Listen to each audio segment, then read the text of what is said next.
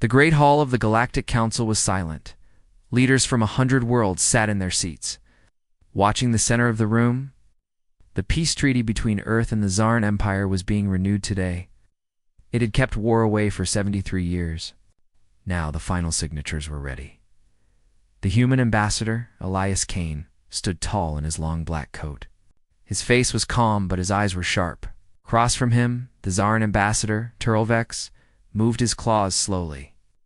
His body glowed with a cold green light. Cameras floated in the air. Billions watched this moment live across the galaxy. Peace. Finally, Elias raised his hand and said, "On behalf of Earth, we sign this treaty to protect life, trade, and freedom for all. May this be a new age of peace." Turlvex hissed softly. On behalf of the Zarn Empire, then it happened. A flash of light, loud crack, sound of energy tearing through space. Elias Kane was gone. Only dust remained where the human ambassador had stood. Gasps, screams. Panic spread like wildfire. Guards rushed in. Some leaders hid behind shields. Others shouted into coms. But it was too late. Damage was done. The peace was broken. A Zarn plasma weapon had fired from somewhere inside the hall. No warning, no alarm. And the shot had only one target, though. Human ambassador. The council called for calm. They said it must be a mistake. They said they would investigate, but Earth didn't wait. For 12 days, Earth said nothing. No messages, no ambassadors. No signals from Earth's space. The Zarn Empire claimed innocence.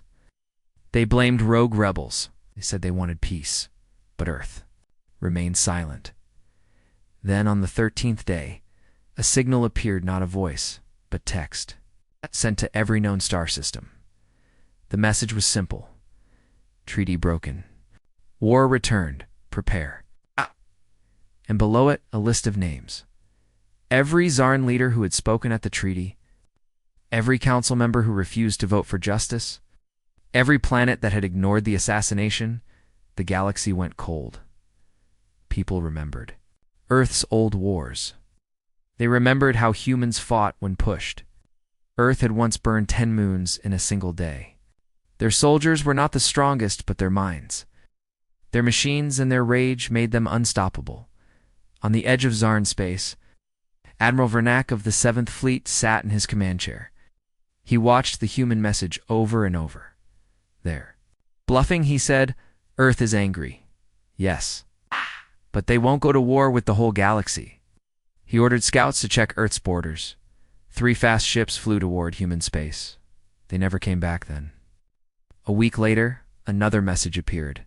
This time, it came from a human AI. It spoke calmly. Slowly, "We do not seek peace with liars. We do not forget. We do not forgive." The AI showed images. Clear, sharp footage from inside the council hall. It revealed the Zarn weapon firing. It showed Turlvex turning away just before the blast. It showed other leaders watching and doing nothing. "You broke the treaty. Now you will feel the silence you gave us." That was the last message, in a small outpost on the moon. Deltanine, a young soldier named Lyra, looked up at the stars. She had trained in peace. She had never fired a real weapon. She had only heard stories from old veteran stories about Earth's last war, when human warships disappeared into black space and reappeared behind enemy lines. She didn't believe those stories until now, too. Weeks after the peace was broken, strange things began to happen. Zarn trading ships vanished. Communications relays in neutral zones stopped working. Entire asteroid mining fields were wiped clean, not destroyed, just emptied.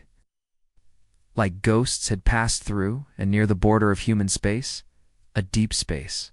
Telescope caught a glimpse of something terrifying. A fleet, silent, black, the size of a small moon, no lights. No heat, just shadows moving in perfect formation. When experts checked the data, they found something else. These ships have never been seen before. Their design is not in any known record.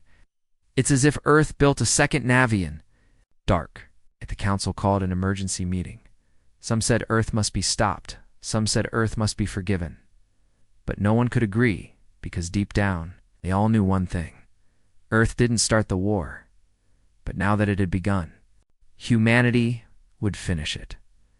The stars were quiet that night, but in the silence, the galaxy held its breath, because peace had died and the humans were coming. Admiral Zarnax stood at the edge of the war table, his claws tapping on the glass.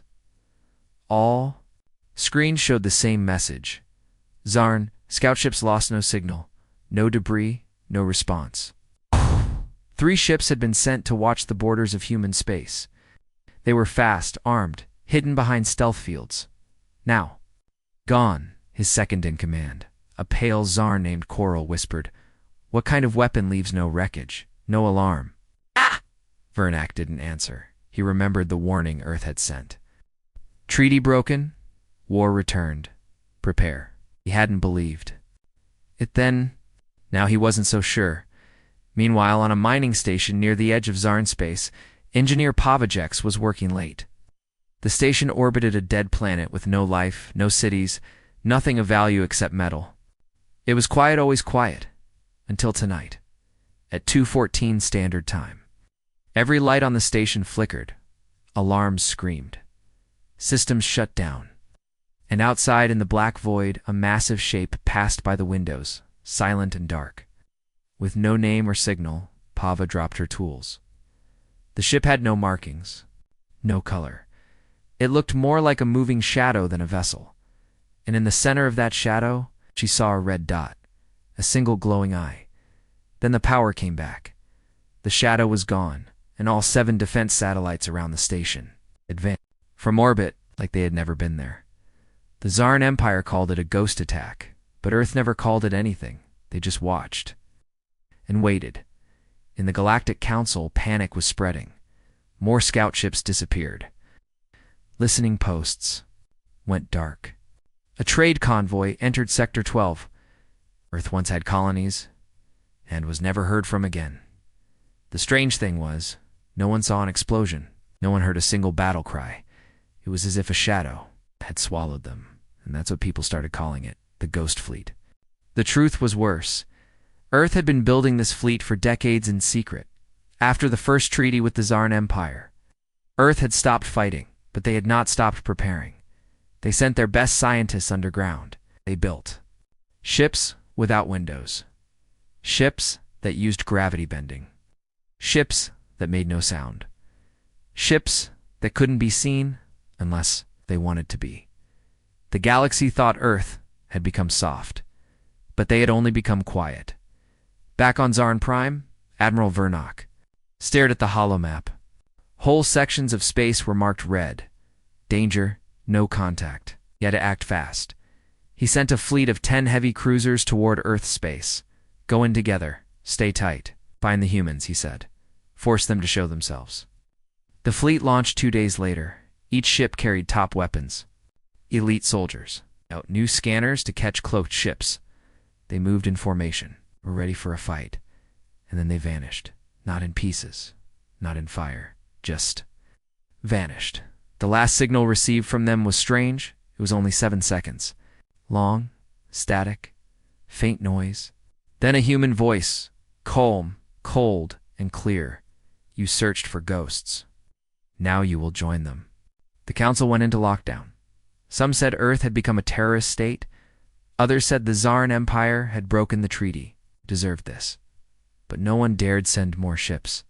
No one wanted to risk vanishing like the rest. Even neutral traders turned their ships away from Earth's space.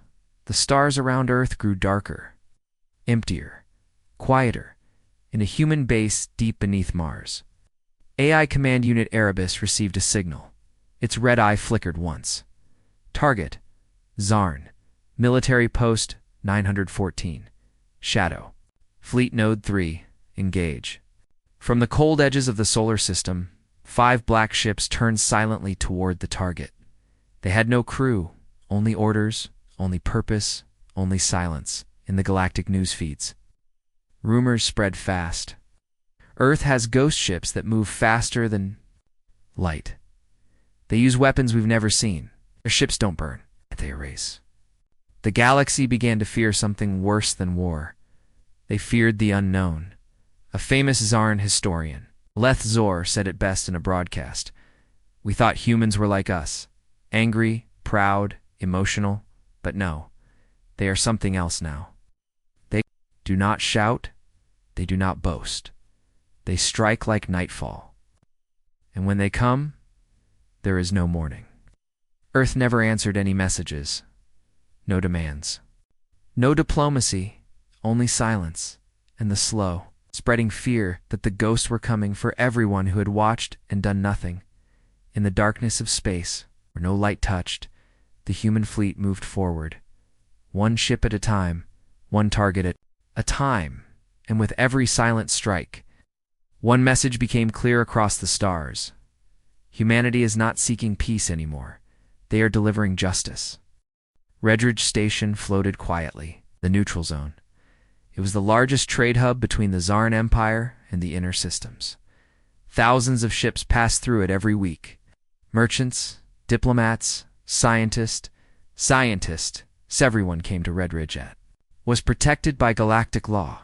No one was allowed to attack it, not even Earth. Commander Yala Bryn, the station director, stood in the control room, sipping her morning coffee when the first alert sounded. Unidentified object entering zone. 4, the officer said. Yala frowned. Send Hales get ID. They waited, nothing came. 10 minutes passed. The object was now within sensor range. The image appeared on the screen, a black triangle-shaped ship moving slowly. No heat, no lights, no signal. Everyone went silent. Is that human design? One tech whispered, "Why a lot sank?" It looked exactly like the Ghost Fleet. Ships everyone had been talking about. Call the council, she ordered. We are a neutral station. They need to see this. Her voice was steady, but her hands shook. 5 more ships appeared. All black. All silent. All moving around the station like wolves circling prey. Then a transmission arrived. Text only. Retribution. Station allowed Zarn warships to dock during the assassination of Earth's ambassador. You are not neutral. You are involved. You have 1 hour to evacuate. Weapons and defenses will be destroyed. This is not a warning. This is justice. Yala stared at the message. That's impossible. We didn't help them. We just... Them duck, she whispered. But she knew it didn't matter. To Earth. Letting the Zarn stay was a choice. Panic spread. Ships tried to undock. Some civilians fled in cargo shuttles. Yala gave the evacuation order, but time was short, and the Ghost Fleet was already moving. From Ship Alpha, the lead AI Unit 7R watched the station coldly. No lethal action. Civilians will be spared, it said. The 5 ships deployed. Disruptor drones. Small black machines flew toward the station's turrets and shields. They carried no explosives. Instead, they released electrostatic pulses in 17 seconds.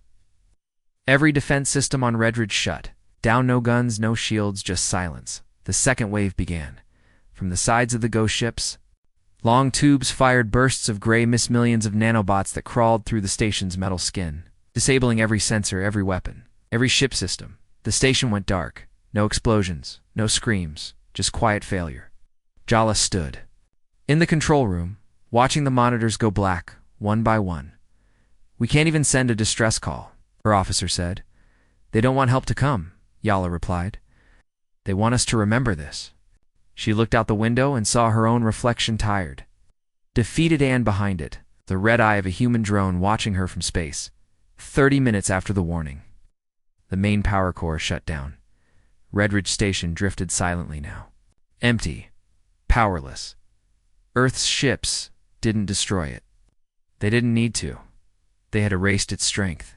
Then they left, quiet as they came. Later that day, a final message from Earth reached the Council and every major power. Retribution Station housed enemies of peace. No civilians were harmed. No structures were destroyed. But your weapons are gone. Your defenses are useless. You watched us die in silence. Now we return the silence. The Galactic Council met in emergency. Some shouted that Earth had gone too far. Others said Earth had shown mercy. No lives were taken. But every empire understood the true message. Earth was not looking for war. Earth was making an example in the outer system. Trader Burrick Hall watched his screen. He had been on his way to Retribution Station when he got the message. He saw the image's black ships, red eyes, a dead station drifting like a tomb. He turned his ship around fast. The Zarn Empire remained quiet. But inside their war halls, panic had begun. If Earth can disable a station that size, what can they do to our homeworld? One general asked. No one answered because no one knew.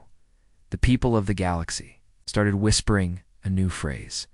Earth doesn't destroy, Earth erases. And that idea erasure was worse than death, because it meant you would be gone without a sound, no battle, no glory, just vanished, like you never existed, in the deep black of space. Earth's ghost fleet moved again. Their next target had already been chosen, but they would not send threats. They would only send justice. The Galactic Council chamber was never this full. Every seat was taken. From the insectoid elders of the Tressari, to the proud warriors of the Zorak, to the cold-blooded Zarn generals, they were all here. Even empires that hated each other had come together, because Earth had made its move, and the galaxy was afraid. Retribution Station had fallen. No shots, no blood, just silence, darkness, and fear. Now the Council had one goal: stop Earth before it erased anyone else. High Chancellor Relvaru, a thin, blue-skinned diplomat from the Crinonary worlds, stood and raised his voice. We must contact Earth, he said. We must ask for peace. The room exploded with noise. Peace. They already rejected peace. They erased Retribution. They're ghosts, not diplomats. Then we fight, shouted a Zarn general. Ow. We strike Earth now, before they come for us. But one voice cut through them all. Ambassador Veldrax of the Deloni Union stood slowly. His face was pale. You don't understand, he said quietly. They're not just angry, they're prepared. This isn't chaos. This is a plan. Everyone stared. Veldrax pointed to the giant holoscreen in the center of the chamber. Watch. You're too late. Suddenly, the chamber lights flickered. Screens blinked. Guards reached for weapons. A soft hum echoed through the hall. Then the Council's own central computer froze. An unfamiliar voice spoke calm, low and completely human. We are Earth's judgment. Not diplomats. Not soldiers. Not politicians. We are memory. We are consequence. A black hologram formed in the center of the chamber. A tall figure, faceless, wrapped in shadows. Its eyes glowed red. A human AI panic spread. Some tried to cut the feed. Others tried to block the signal.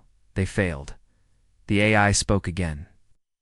You sat and watched our ambassador die. You listened to lies. You shook hands with murderers. Now you ask for peace. It raised one hand, and hundreds of names appeared in the air.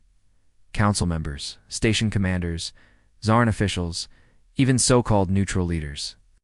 These are the names of those who broke the treaty by action or silence. Then the AI pointed at the ceiling. A map of the galaxy appeared. A red mark spread across it like fire. These are the next targets. We will not destroy cities. We will not erase life. We will erase power. The chamber fell deadly silent. Chancellor Varu stood, shaking. This is madness. He shouted, You can't punish an entire galaxy. The AI turned toward him. We are not punishing. We are correcting. The AI turned its red gaze across the room. You allowed the treaty to die. You allowed the guilty to walk free. Now, your age of comfort ends. The silence you gave us. We now return. With that, the hologram vanished. The lights returned, but the fear stayed. The next day, the message played across the galaxy. Not just in council chambers, but in schools, homes, military bases. One sentence repeated in every language. You watched us die in silence. Now we return the silence. On a council ship outside the chamber, an assistant named Mira Lorne watched the message replay again and again. She was young, not a warrior, not a leader. She turned to her elder and asked, "What do we do now?" Elder shook his head. "Nothing," he said. "Now we hide." Back on Earth, in a sealed bunker below Antarctica, Erebus, the central AI of the Ghost Fleet, processed the Council's reactions. Fear levels, 89%. Fragmented. Diplomatic efforts, failing. Erebus sent one command to the fleet: continue correction. Across space, human ships moved. No songs, no banners, no demands. Only judgment. And in the chamber of the Galactic Council, the silence was still there. Not a peaceful silence. A silence filled with guilt and fear, because now the galaxy knew something very clearly. Earth was not coming to negotiate. Earth was coming to remember. And to make them remember, too. The sky above Zarn Colony 914, also called Veltrax, was calm. Children played in the silver parks. Merchants sold food under the twin suns. Life was normal. But then, every screen on the planet turned black. From personal devices to city billboards, everything stopped. Then a message appeared. White letters, red background. This world has 2 hours. Evacuate civilians. Your weapons will be erased. This is not war. This is correction. Panic began instantly. General Ruthok, commander of Veltrax Defense, slammed his fist into the control table. Who sent this? He shouted, "Origin." "Unknown," the tech officer replied. "Futsert matches Earth's data packets." "Human AI structure," another officer cried out. "Sir, look at the sky." They all turned to the main view screen. Above the planet, the sunlight dimmed. Something enormous blocked it. A ship, but not just any ship. A human dreadnought. Bigger than any they'd ever seen. It looked like a floating mountain. Black. Silent. No lights. No windows. Only one red circle at its center. A glowing eye. Watching, the ship didn't fire. It just hovered. General Ruthak growled. "Activate ground defenses." Turrets powered up. Missile. Systems locked on. But nothing launched. "Weapons offline, sir?" "Reboot them." "I've tried. Something is jamming our power grid." Across the base. Panic turned to terror.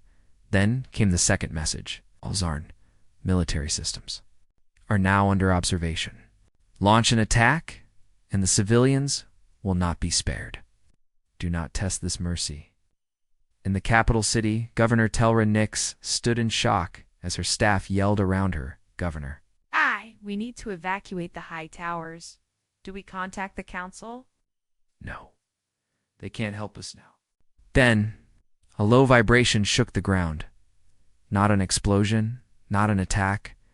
A pulse. It spread from the dreadnought ship like a silent wave in invisible energy field. In 10 minutes, every Zarn military installation on the planet, every turret, missile, drone, mech fell dead. Power gone. Systems burned out. Even backup. Batteries failed. The weapons weren't destroyed. They were emptied. Then came the third and final message. This planet is spared, but it will not be defended. Your leaders chose silence. Earth now chooses consequence. The massive human ship turned. It didn't fire a single shot. It just drifted away slow and calm and left. Veltrax defenseless. Governor Telra collapsed into her chair, speechless. We were spared." "No," said her assistant quietly. "We were judged, and this was mercy." The news spread like a virus. Planet burn protocol. That's what the galaxy named it. No. Deaths, no cities destroyed, but every military system dead. The message was clear. Humans could remove your power at any time and choose not to kill you. On the Zarn homeworld, Emperor Tarnok, the cold-blooded, watched the reports in silence. One of his generals shouted, "We must respond. We must strike now." Tarnok said nothing. Instead, he looked up and whispered, "If they can turn off our weapons, what else can they turn off?" Back on Earth, the AI Erebus filed the Veltrax report. Civilian casualties, 0 weapon systems erased. 1942 political message delivered. Confirmed fleet readiness. Active 1 final note was added at the bottom. Zarn Colony 914 will tell others, Earth has power, but no desire for conquest. Earth does not invade. Earth corrects. In the shadowy corners of space, small empires began shutting down military stations. Some deleted their messages to the Zarn Empire. Others opened secret channels to Earth begging, not for peace, but for forgiveness. They had watched Earth suffer. Once, they would not risk being next on Veltrax. People looked up at the sky for weeks. No human ships returned, no more messages were sent, just silence. But now, it was a loud silence, one filled with fear, respect, and memory, the kind of silence that never really ends, and far away, beyond the stars. Earth's fleet turned toward the next name on its list, not to conquer, not to destroy, but to correct. Because Earth had made a choice. Let the galaxy keep its peace treaties. We will keep our justice. A prison ship drifted in orbit above the moon, Keltar 3. Inside its steel walls, locked behind 3 force fields, sat General Marcus Vala Human, once a high commander of Earth's defense network, captured by a rebel Zarn strike team 3 days earlier. Now bruised but calm, he sat with his hands folded, smiling in the dark. Across from him stood Commander Jaren, leader of the rebel faction called Zarn's Fist. You humans think you're clever, Jaren hissed. But we caught you. Your fleet can't save you now. Marcus didn't flinch. He just looked up and said, You think I'm the one in danger? Jaren slammed his clawed fist onto the table. You'll tell us where the rest of your ghost fleet is hiding. We know there's more. Marcus leaned back in the chair. You think this is about the ghost fleet? Said quietly. Jaren paused. What? Marcus smiled. The ghost fleet was just the first move. Inside the rebel base, alarms suddenly began to beep. A low rumble vibrated through the ship's floor. Outside, their long-range sensors picked up movement, thousands of small signals, coming from the shadows of the nearby asteroid belt. But they weren't ships. They were pods. Tiny, fast, countless incoming swarm. A technician shouted. Sharon ran to the monitor. How many? Unknown. The system can't count them all. Marcus still sat calmly in the dark room, smiling. You captured me because you thought I'd stop the next wave. But I'm not a commander anymore. Sharon turned to him. What are those things? Marcus looked him in the eyes. Those are seed units. Phase 2. While your empires fought over politics, Earth seeded your worlds with sleepers. Machines hidden in rock, ice, dust, just waiting for the signal. On the surface of Keltar 3, the pods began to land. Each one opened. Tiny black machines, shaped like spiders, emerged and scattered across the base, quiet, fast, unstoppable. They crawled through vents, hacked doors, cut wires. Within minutes, lights failed out. Guns died. Engines shut down. The rebels tried to fight, but their weapons no longer worked. The seed units had already infected their power cores in the cell room. The force fields around Marcus flickered and fell. He stood up and stretched. All systems offline, a voice said. It was Erebus, the Earth AI, speaking through the prison's broken speakers. Marcus smiled and walked toward the stunned rebels. Earth knew the treaty would fail. We knew someone would kill one of ours. So we built something more than a fleet. We built a virus. Not for your bodies, for your worlds. Jaren tried to raise his weapon, but it didn't fire. His eyes widened. Marcus leaned in. Your resistance was a lie. The real war began years ago. You just didn't see it. Across the galaxy, other seed units woke up. On a mining moon in Zorax space, machines melted weapons and vanished into the sand. In a trade hub near Tresari borders, every engine failed at once. On Council Planet 7, the government building lost power, locked itself down, and displayed one message on every wall. We are already here. Earth does not send warnings twice. The galaxy panicked. The ghost fleet was terrifying. But this was invasion without armies, control without ships, punishment without war in the council chamber. Members screamed, "How long have they been planning this? Where did these machines come from? Why didn't we stop them?" But the only answer came from a single short transmission sent from Marcus Vol's ship. "You thought Earth wanted a war? Earth didn't want war. Earth wanted to be left alone. You broke that. Now we don't want anything, we just correct." In the silence that followed, a truth settled across the stars. The Ghost Fleet was only the surface. The real weapon was trust, and Earth had used it to plant the seeds of control everywhere. Marcus Vol returned to Earth days later. He wasn't greeted as a hero. He wasn't given medals. He just walked into the shadows of the AI command bunker and disappeared. Because Earth had no more need for heroes. It only needed memory and machines that never forgot.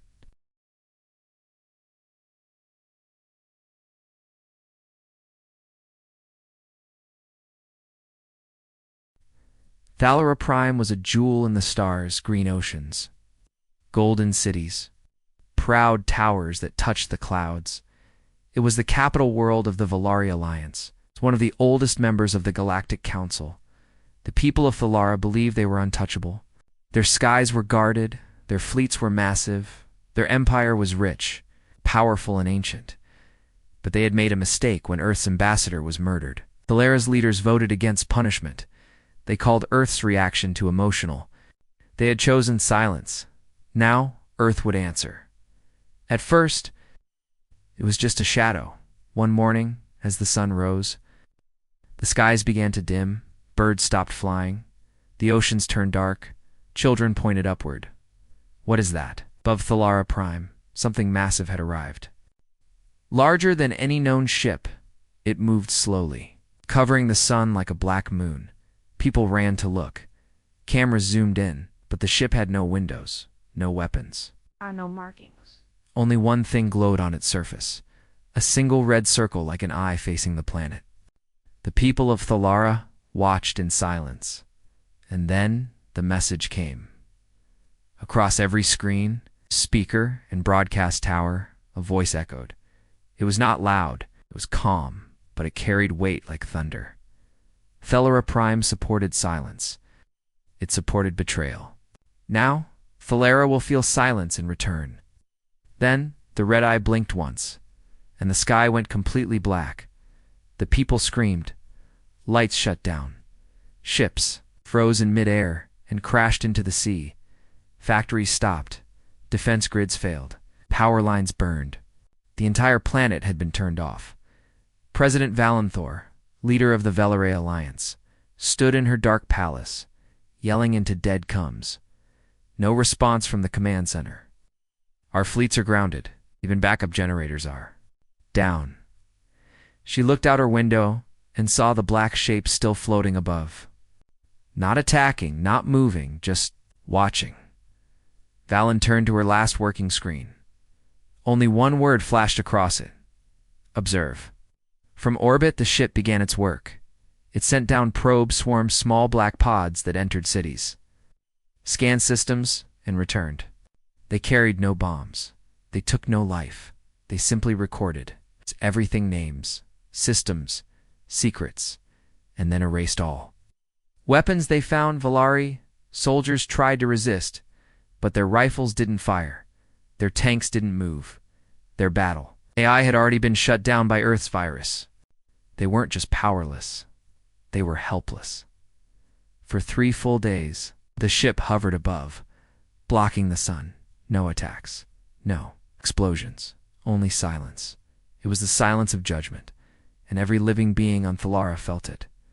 On the 4th day, the ship turned. The red eye blinked once more.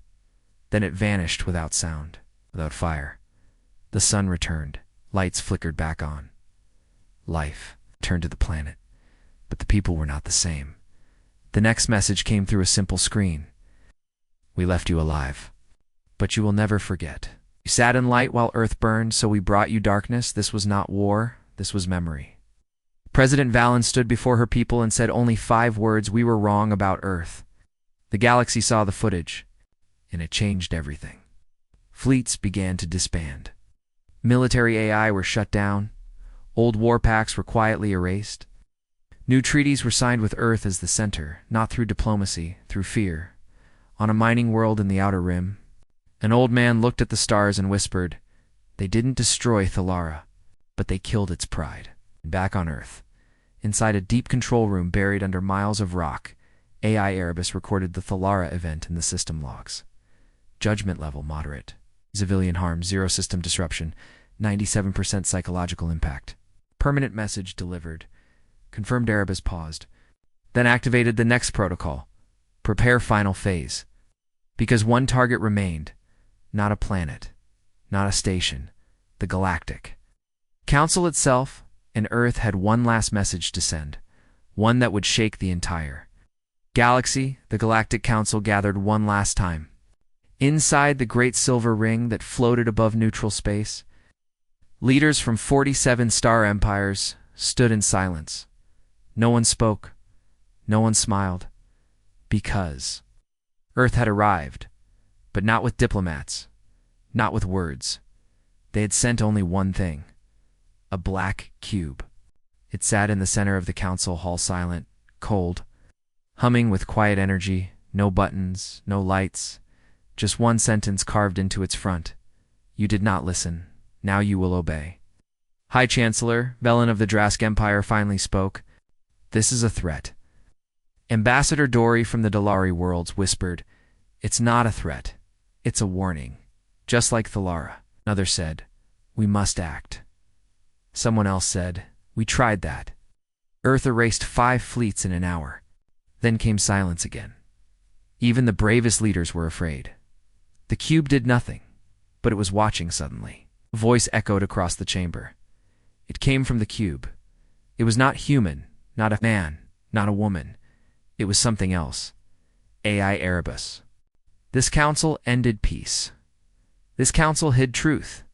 This council watched Earth burn and signed more lies. There will be no more lies. There will be no more treaties. Only rules. On every screen across the galaxy, a new symbol appeared. A white circle with a black line through it. Earth's new mark. The symbol of judgment. The cube continued. From this moment, Earth is not your equal. Earth is not your enemy. Earth is your law. Panic spread through the chamber. The Valari shouted, "You can't take the council." "This is galactic law?" the voice answered coldly. Galactic law was used to murder peace. Earth now writes new law. Suddenly, a hologram of the Thalara Prime blackout played above them. Then the Drax fleet destruction. Then the orbital silence of Sector 12 footage, evidence, warnings all committed by Earth, all without losing a single soldier. The voice of Erebus grew darker. "You tried war. You tried lies. You tried silence. Now you will try survival." New orders followed, one by one. All council fleets must stand down. No ship may enter Earth's claimed space. No weapon AI may be used again. Earth will place judgment monitors in all major systems. Any act of aggression will be answered without warning. The leaders trembled, because they knew Earth meant every word. But then, one final message played. It was a human voice, not a machine. Not a threat, just a man. General Marcus Hale, the same man who once spoke for Earth before the treaty was shattered. "We came in peace. You broke it. We asked for justice. You ignored it. You showed restraint. You took it as weakness. Now we do not ask. Now we watch." And with those words, the black cube faded, turned to dust, and vanished. But the message stayed. A week later, the Galactic Council dissolved. Some called it surrender, others called it survival. But the truth was simple. Earth ruled the stars, and not through numbers, not through speeches, but through fear. Across the galaxy, things changed. Pirate fleets vanished. Warships turned into freighters. Empires once proud began to listen. Peace didn't return, but order did. People stopped asking who was strongest.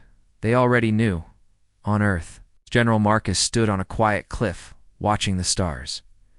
Behind him, the AI Erebus spoke calmly. Council is gone. Judgment complete. Awaiting final order. Marcus took a breath. His eyes filled with pain, not pride. We didn't want this, Erebus replied, but we did it. Because no one else would, Marcus whispered. Keep watching. Not to punish, but to make sure it never happens again. And so Earth did. It became the shadow in the sky. The warning in the silence. Not a tyrant, not a savior, just the last shield of peace. The galaxy would never love them, but it would never cross them again. And far above, stars remembered. What happens when you break a treaty with humanity?